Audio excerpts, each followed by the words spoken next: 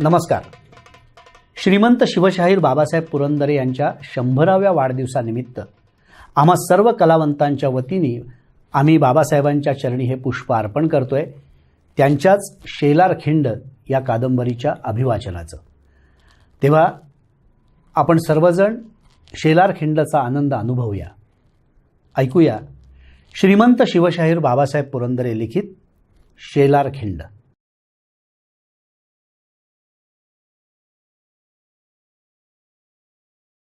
नंतर सारे अर्जनगडावर गेले. तिथेही तोफेपाशी एकच हापशी पहारेकरी होता. तोफही 12 गजी प्रचंड होती, अगदी त्याच मापाची. नाव सफदरजंग. सर्जानं सारं बारकाईनं पाहून घेतलं. म्हाताऱ्यानं इथेही तोफेचं बत्ती देण्याचं छिद्र पाहिलं. हेही होतं करंग एवढं. गौरा रुस्तुमरावाला म्हणाली, मग ठरलंच म्हणायचं. कस्तुरा येत्या मंगळवारच्या रात्री हतून निघणार आणि समोर गर्जनगडावर जाणार. सर्जा, गौरा आणि म्हातारा नांदिवलीकडे परत फिरले. बरंच अंतर काटल्यावर म्हातारा सर्जाला म्हणाला, सर्जा, गड्या काम फत्ते होणार बघ. धनी, भवानीच्या कृपेनं आणि महाराजांच्या पुण्याईनं हाती यशच येईल. धनी महाराजांनी सांगा, हे चिंता नका करू. वय वय पोरा वय. तो थकला वाकलेला म्हातारा एकदम तरण्या बाण गड्यासारखा बोलायला, चालायला, हसायला लागला. हे म्हातारबुवा म्हणजे बहिर्जी नाईक होते. राजगडावर हंबीरराव मोहित्यांची घाई गर्दी चालू होती. मावळातल्या निरनिराळ्या सरदारांना गुप्त निरोप जात होते. माणसं येत जात होती. हंबीररावांसंगती खलबत होत होती. शिलेखान्यात हत्यारांना धारा चढत होत्या. नांदिवलीत कस्तुरा आणि सर्जा मागल्या वाडग्यात दगड आणि चिंचुके मांडून खेळत होती. सर्जा तिला डाव आणि डावाचा पट दगड आणि चिंचुके मांडून समजावून सांगत होता. आयत्या वेळी अमुक झालं तर काय करायचं आणि तमुक झालं तर काय करायचं हे बहिर्जींनी समजावून सांगितलं होतंच. त्याचीही उजळणी सर्जा करत होता. आपल्या अंदाजाप्रमाणेच शत्रू वागेल, पण आयत्या वेळेला अंदाज चुकला तरी न डगमगता काय करायचं तेही वारंवार सर्जा तिला सांगत होता. रात दिस तोच ध्यास. गर्जनगडावर बक्षी बहादूर घटका मोजत होता. औसेच्या रात्रीची तो वाट बघत होता. औसेच्या रात्री बक्षी बहादुराकडे कस्तुरा चालत येणार होती आणि गर्जनगडाची किल्लेदारी रुस्तुमरावाकडे चालत येणार होती. मंगळवार, अमावास्या. आपण एक भयंकर खेळ खेळायला निघालो आहोत याची जाणीव सर्जा आणि कस्तुराला होती. पण भय मात्र त्यांच्या पापणीलाही स्पर्श करत नव्हतं. त्यांच्या उरी एकच धाकधूक होती, हा सारा डाव आपल्या राजाचा आहे. तो आपल्या हातून बैजवार तडीला जाईल का नाही. हे काम देवाचं आहे. हे काम धर्माचं आहे. औसेचा सूर्य माथ्यावरून ढळला. सावल्या लांबू लागल्या. अर्जन आणि गर्जन गडावर विलक्षण खळबळ आणि विलक्षण कुतूहल दाटलं होतं. या दोरावरून चालत जाणारी ही पोरगी आहे तरी कशी हे बघायला दोन्ही गड आतोनात उत्सुक होते. काय विलक्षण पोरगी असेल. रात्रीच्या अंधारात दोरावरनं चालत येणार. कमाल आहे यार. रात्रीची अवघड वेळ कशाला निवडली या बयेनं. तिच्या गुरुनं तोच मुहूर्त काढून दिलाय म्हणे. आणि तिला काय कठीण. ती तर डोळे फडक्यानं बांधून दोरीवरून चालते म्हणे. तोबा तोबा, आम्हाला दिवसा डोळे उघडे ठेवून भिंतीवरूनही चालता येणार नाही. मोहरीच्या झाडीतून 3 घोडे बाहेर पडले. एका घोड्यावर सर्जा, दुसऱ्यावर बहिर्जी नाईक आणि तिसऱ्यावर होती कस्तुरा. कस्तुरासाठी बहिर्जींनी खास राजगडावरून एक स्वतंत्र घोडा आणला होता. सर्जाने आपल्या सांगाती कमरेला एक धरधरीत पात्याची कट्यार घेतली होती. शिवाय एक हतोडा आणि करंगळी एवढ्या जाडीचा लोखंडाचा खिळा घेतला होता. वाजवायची खणखणीत हलगी आणि एक लहानशी टिपरी सर्जानी बरोबर घेतली होती. खिळा आणि हतोडा त्याने कमरबंदात खोचला होता. त्यावर त्याने शमला कमरेभोवती गुंडाळला होता. कस्तुराच्याही कमरेला हतोडा, खिळा आणि कट्यार होती. पदराखाली ही हत्यारं झाकलेली होती. तिच्या हातात पल्लेदार बोथाटी होती. बोथाटीच्या दोन्ही टोकांना चिंध्या बांधलेल्या होत्या. शेलार खिंडीजवळ घोडे आल्यावर सर्जा आणि कस्तुरा घोड्यावरून उतरले. सर्जा भाळी हात लावत म्हणाला, येतो धनी. यावा यावा, अक्षी बैजवार बर का. भवानीचं नाव घ्यायचं आणि पाऊल टाकायचं. म्या तळाला अर्जनच्या कड्याखाली उभा आहे. जी धनी. सर्जा आणि कस्तुरा अर्जनगडाच्या दरवाजाकडे निघाले. बहिर्जींनी त्या दोघांच्या घोड्यांचे लगाम हाती धरून शेलार खिंडीची वाट धरली. सूर्य डोंगराआड गेला. येणारी रात्र अवसेची होती. कभिन्न अंधारी, तेलात खाल्लेल्या काजळासारखी. सर्जाला आणि कस्तुराला अर्जनगडावर येताना गडावरच्या पहारेकऱ्यांनी पाहिलं. तटावर कमालीचं कुतूहल दाटलं. साऱ्या गडावरची माणसं तटावर गोळा झाली. हालगी घेतलेला सर्जा आणि बोथाटी घेतलेली कस्तुरा अर्जनच्या पायथ्यापाशी पोहोचली. आणि जहाबाज बुर्जावर उभ्या असलेल्या रुस्तुमरावानं टाळी वाजवली आणि हसत हसत बक्षी बहादुराला तो म्हणाला, ती बघा सरकार, तुमच्या जीवाची राणी महाराणी आली आली आली. आपल्या पायानं आली बघा. म्या म्हणलं नव्हतं सरकार, आता पलंग सजवा, महाल रंगवा, गजरा गुंफा, अत्तर शिंपा. आजची रात सरकार तुमची. बक्षी बहादुराच्या उग्रट चेहऱ्यावर हास्य पसरलं. रुस्तुमरावाची युक्ती बरोबर लागू पडलेली पाहून तो आता खुश झाला होता. त्यानं न बोलता रुस्तुमरावाच्या पाठीवर कौतुकाची थाप मारली आणि तो आसमान बुर्जावर जाण्यासाठी वळला. हळूहळू अंधार चढू लागला होता. दोन्ही गडांवरची अवघी माणसं आपापले पहारे सोडून धावत होती. जिथून जिथून तो खिंडीवरचा दोर दिसत होता तिथं तिथं तटाबुर्जांवर गर्जनगडाचे हाशम गोळा होऊ लागले. अगदी अशीच स्थिती अर्जनगडावर झाली होती. कल्पनेतही जे चित्र डोळ्यापुढे दिसणार नाही असं विलक्षण, धाडसी, चित्त थरारून टाकणारं जिवंत चित्र प्रत्यक्ष डोळ्यापुढे घडणार होतं ना. आपले पहारे सोडून पठाण, अरब, कझाकी, उझबेकी हशम धावत होते. अंधार दाटत चालला होता. सर्जा आणि कस्तुरा अर्जनगडात प्रवेशले. अर्जन आणि गर्जन गडांच्या घेऱ्यात चित्ते दबत दबत शिरावेत तसे घोंगड्या पांघरलेले मावळी जवान शिरू लागले होते. दोन्ही गडावरचे लोक कस्तुराला बघण्यात गुंग झाले होते. हंबीरराव मोहित्यांची मावळी सेना गडाच्या बेसावत असलेल्या इतर दरवाजावर हल्ला चढवण्याच्या तयारीनं दबत दबत आगेकूच करत होती.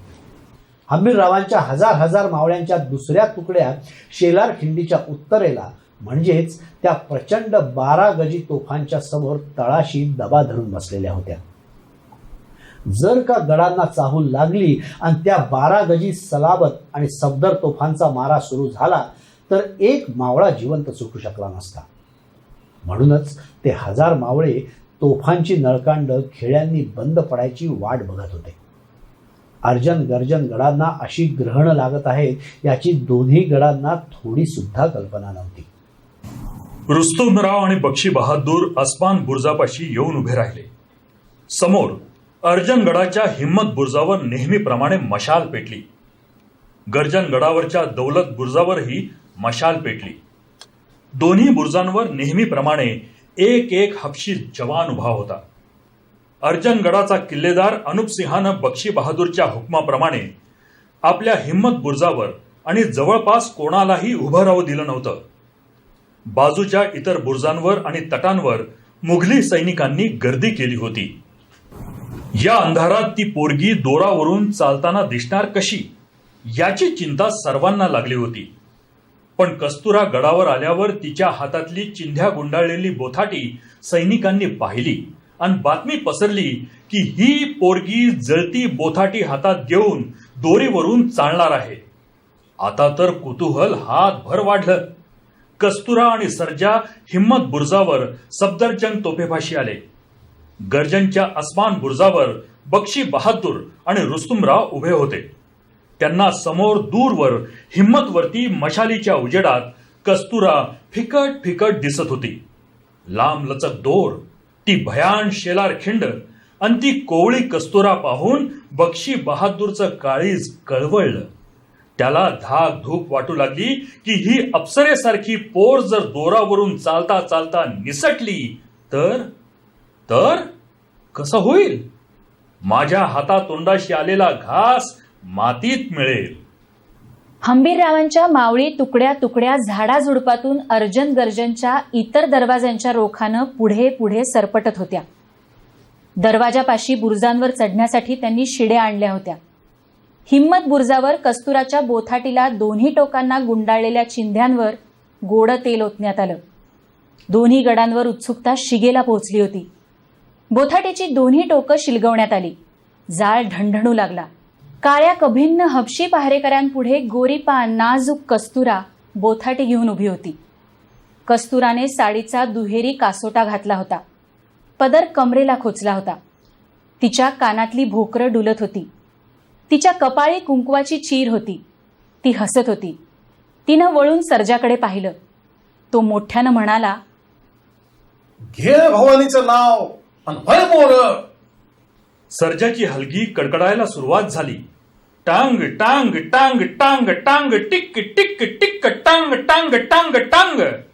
कस्तुरानं क्षणभर डोळे मिटले आणि ती उद्गारली, उदे उदे उदे आंबे, तुझा उदे उदे. कस्तुरा निघाली. दोरावरून चालत जायला निघाली. ती तोफेवर चढली. तोफेच्या गळ्याला दोर बांधलेला होता. ती तोफेवरून पावलं टाकत गळ्याकडे चालू लागली. बुरुजाच्या अंगाबाहेर 10 हात तोफेचं तोंड पुढं गेलेलं होतं. कस्तुरा तोफेच्या तोंडावर आली. दोर सुरू झाला. तिने दोरावर पहिलं पाऊल टाकलं. जळती बोथाटी तिनं दोन्ही हातात मध्यावर धरली होती. तिनं दुसरं पाऊल टाकलं. तिसरं, चौथं, 5वं. ढणढणत्या आणि फुरफुरत्या 2 ज्वालांच्या मध्यावर कस्तुरा हसत हसत धीमी पावलं टाकत होती. हलगी कडकडावीत सर्जा ओरडत होता, वार माझी वाघीन, वार माझी पाटलीन, हे हे हे हे हे, चल मोर, शाबास शाबास. दोन्ही गडांवरचे मुघली सैनिक स्वतःला पार विसरून दोरावरच्या पोरीकडे बघत होते. आश्चर्यानं सारे थक्क झाले होते. एका एका पावलानं कस्तुरा पुढे सरकत होती. जळत्या बोथाटीमुळे दूर तटाबुर्जांवरही तिची चालती आकृती दिसत होती. वाऱ्यानं बोथाटीवरचा जाळ फुरफुरत होता. खाली खिंडीच्या तळाशी अंधारात बहिर्जी उभे होते. दोन्ही हातांनी डोईचं पागोटं धरून ते आ करून वर बघत होते. 2 ज्वालांच्या मधोमध कस्तुरा ज्वालांसह चाललेली त्यांना दिसत होती. माहीत असूनही ते चकित झाले होते. सर्जा हलगी पिटत पिटत गरजत होता, आई भवाने, तुझा उदो उदो उदो उदो, हे हे हे हे हे, चाल मोर, शाबास ग माझ्या पाटलीनी, शाबास शाबास तुझी, हे हे हे हे, शाबास. बक्षी बहादूर बुरुजाच्या काठावर झुकून बघत होता. त्याची छाती धडधड करत होती. खाली खोल अंधार, वर निळं आभाळ, मध्ये फक्त दोर. कस्तुरा जळती बोथाटी तोलीत येत होती. दोन्ही टोकांवरचे हबशी पहारेकरी आ करून कस्तुराच्या नाजूक आकृतीकडे बघत होते. कस्तुरा अंधार पोखरीत पावलं टाकीत होती.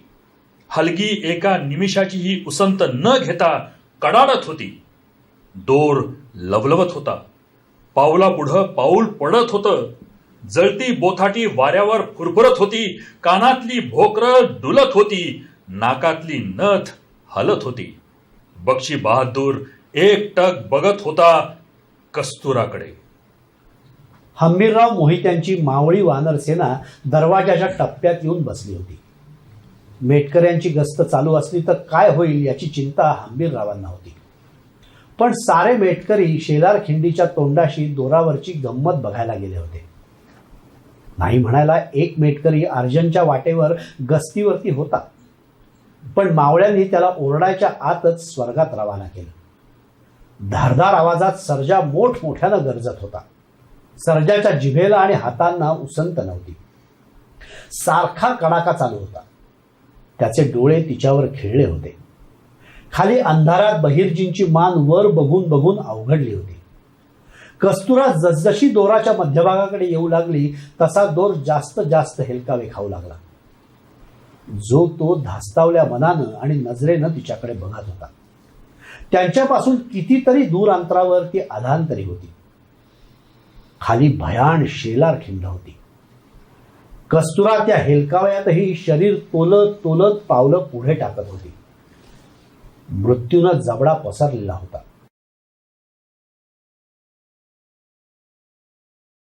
नमस्कार.